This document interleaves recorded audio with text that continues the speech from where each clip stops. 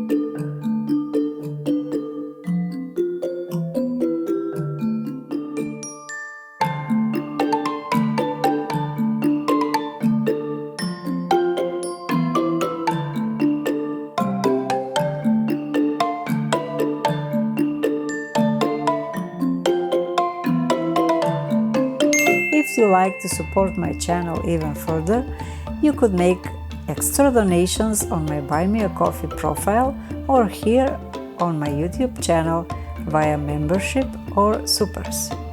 Thank you very much.